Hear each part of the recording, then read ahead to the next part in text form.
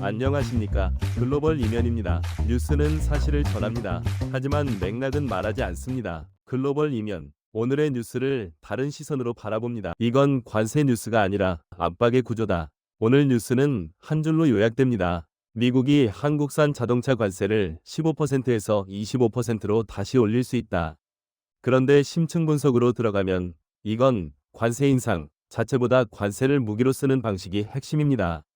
즉, 트럼프가 던진 건 숫자가 아니라 지금 당장 움직여라는 신호입니다.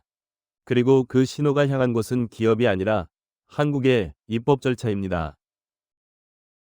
사건 정리 무슨 일이 공식적으로 벌어졌나?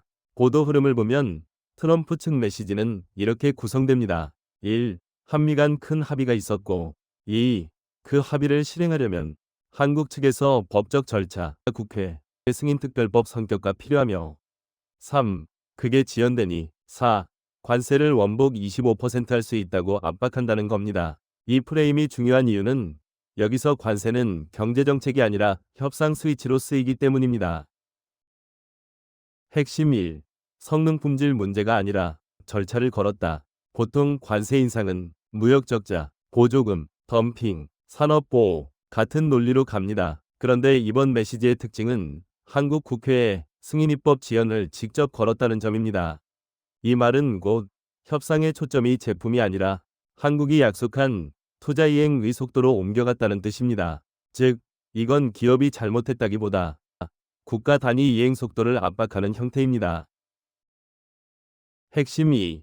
15%에서 25%는 10%포인트지만 기업엔 수익성 붕괴로 온다.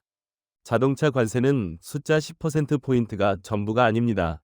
현대차기와 같은 대미 비중이 큰 기업은 관세가 확정되면 가격 마진 물량 중 하나를 반드시 희생해야 합니다.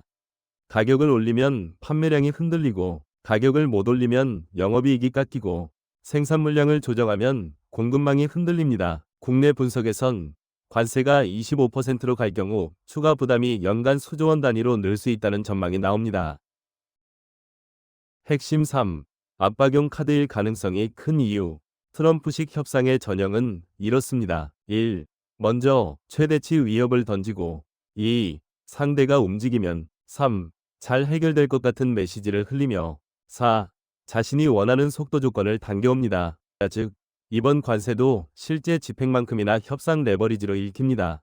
게다가 인상 시점이 불명확하면 시장은 더 불안해집니다.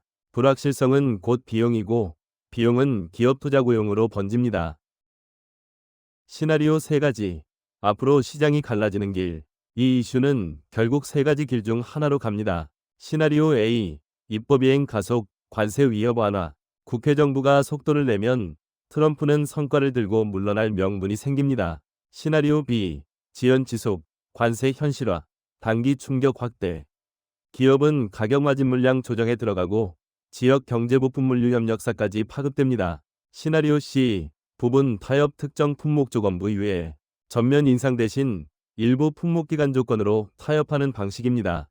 여기서 중요한 건 시장은 A냐 B냐보다 불확실성이 얼마나 빨리 끝나느냐를 봅니다. 기업이 할 수 있는 대응은 3층 구조, 다. 현대차기와 같은 기업의 대응은 보통 3층으로 나뉩니다.